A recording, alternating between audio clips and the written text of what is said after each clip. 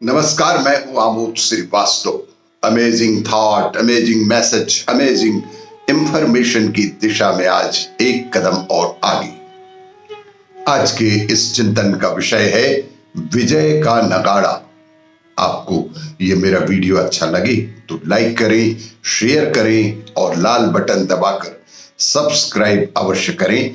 साथ ही bell icon दबाना बिल्कुल ना भूलें।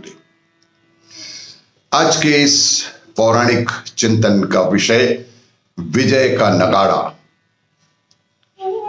एक दिन युधिष्ठिर राजभवन में बैठे एक मंत्री से बातचीत कर रहे थे। किसी समस्या पर गहन विचार चल रहा था। तभी एक ब्राह्मण वहां पहुंचा। कुछ दुष्टों ने उस ब्राह्मण को बेहद सताया था। उन्होंने ब्राह्मण की गाय भी उससे छीन ली थी।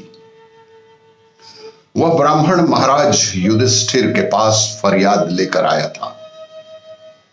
मंत्री जी के साथ बातचीत में व्यस्त होने के कारण महाराज युधिष्ठिर उस ब्राह्मण की बात नहीं सुन पाए। उन्होंने ब्राह्मण से बाहर इंतजार करने के लिए कहा। ब्राह्मण मंत्रणा भवन के बाहर ही रुककर महाराज युधिष्ठिर का इंतजार करने लगा। मंत्री से बातचीत समाप्त करने के बाद, जैसे ही मंत्री से बातचीत समाप्त करने के बाद महाराज ने ब्राह्मण को अंदर बुलाना ही चाहा कि तभी वहां पर किसी अन्य देश का एक राजदूत पहुंच गया। कुछ गहन चिंतन का विषय था। दूसरे देश का जो दूत पहुंचा था, महाराज फिर उससे बातचीत में उलझ गए।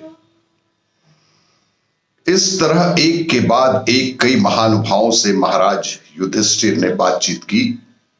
अंत में सभी को निपटाकर जब महाराज भवन से बाहर आए तो उन्होंने ब्राह्मण को इंतजार करते पाया।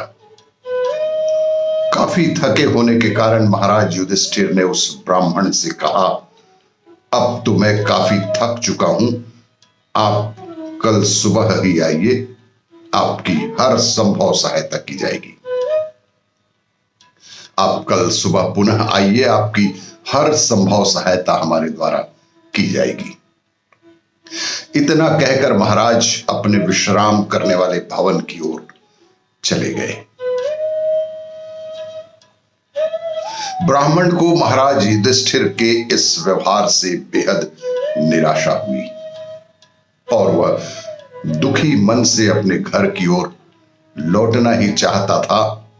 अभी वह मुड़ा ही था कि उसकी मुलाकात महाराज युधिष्ठिर के छोटे भाई भीम से हो गई। भीम ने ब्राह्मण से उसकी परेशानी का कारण पूछा। जिस हाल में बेचारा ब्राह्मण वहां दिन भर बैठा रहा, तो भीम ने ब्राह्मण से उसकी परेशानी का कारण पूछा। ब्राह्मण ने भीम को उपद्रवियों की सारी बातें बता दी।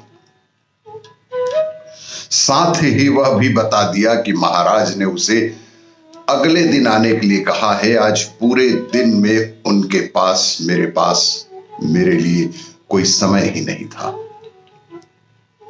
ब्राह्मण की बात सुनकर भीम बेहद दुखी हुए। उन्हें महाराज युधिष्ठिर के इस व्यवहार से भी बेहद निराशा हुई। उसने मन ही मन कुछ सोचा।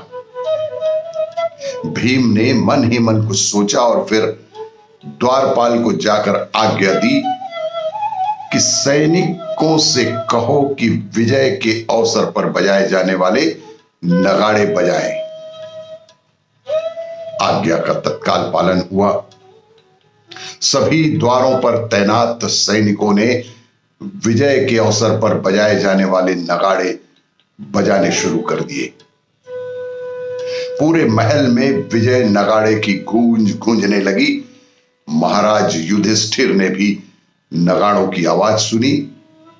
उन्हें बेहद हैरानी हुई कि अभी इस वक्त नगाड़े क्यों बजाए जा रहे हैं, क्योंकि अभी तो कोई युद्ध हुआ ही नहीं है और युद्ध में विजय प्राप्त करने पर बजाए जाने वाले इस नगाड़े का क्या औचित्य है।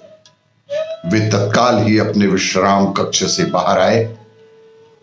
कक्ष से बाहर निकलते ही उनका सामना भीम से हो गया। उन्होंने भीम से पूछा कि भाई, इस विजय के अवसर पर बजाए जाने वाले नगाड़े अभी क्यों बजाए जा रहे हैं? अभी तो कोई युद्ध हुआ नहीं है और हमारी कोई विजय भी नहीं हुई। हमारी सेनाओं ने किसी शत्रु पर विजय प्राप्त कर ली है क्या? इस पर भीम ने बहुत ही विनम्रता से उत्तर दिया कि महाराज, हमारी सेनाओं ने तो किसी शत्रु पर आज विजय प्राप्त नहीं की है। युधिष्ठिर महाराज बोले, तो फिर ये नगाड़े क्यों बज रहे हैं? महाराज युधिष्ठिर बेहद हैरान होते हुए भीम से पूछे कि फिर इस स्थिति में ये विजय नगाड़े क्यों बजाए जा रहे हैं? क्योंकि पता चला है कि महाराज युधिष्ठिर ने काल पर विजय प्राप्त कर ली है। भीम ने उत्तर दिया कि क्योंकि मुझे आज ही पता चला है कि महाराज युधिष्ठिर ने काल पर भी विजय प्राप्त कर ली है और उसी विजय के अवसर पर मैं ये विजय नगाड़े बजवा रहा हूं। भीम की बात सुनकर महाराज की हैरानी और बढ़ गई। उन्होंने और स्पष्ट तौर पर पूछा कि मैंने काल पर विजय प्राप्त कर ली है? आखिर तुम कहना क्या चाहते हो? मैंने कैसे काल पर विजय प्राप्त कर ली? मैं तो किसी युद्ध में गया ही नहीं, मैं तो राज दरबार में ही दिन भर से बैठा हूं। भीम ने महाराज की आंखों में देखते हुए कहा कि महाराज, अभी कुछ देर पहले आपने एक ब्राह्मण से कहा था कि वह आपको कल आकर मिले। इससे साफ जाहिर है कि आपको पता है कि आज आपकी मृत्यु नहीं हो सकती। आज काल आपका कुछ नहीं बिगाड़ सकता। आपने काल पर विजय प्राप्त कर ली है। यह सुनने के बाद मैंने सोचा कि अवश्य ही आपने काल पर विजय प्राप्त कर ली होगी, नहीं तो आप उस ब्राह्मण को कल मिलने के लिए ना कहते। और यह सोचकर मैंने विजय के अवसर पर बजाए जाने वाले नगाड़े बजाने की आज्ञा दे दी थी, क्योंकि मुझे ऐसा प्रतीत हुआ कि आपने काल पर विजय प्राप्त कर ली है। भीम की बात सुनकर महाराज युधिष्ठिर की आंखें खुल गईं। उन्हें अपनी भूल का पता लग चुका था। तभी उन्हें पीछे खड़ा हुआ ब्राह्मण दिखाई दे गया। उन्होंने तत्काल ही उसकी बात सुनकर एकदम उसकी सहायता का आवश्यक प्रबंध भी करवा दिया। दोस्तों, हमारे अंदर एक बहुत बुरी आदत है काम को टाल देने की। अपनी इसी आदत के कारण हम कभी कभी अपने बनते हुए अच्छे कामों को बिगाड़ बैठते हैं, जिससे हमारी बड़ी हानि भी हो जाती है और कभी कभी तो अपने मंजिल पर पहुंचते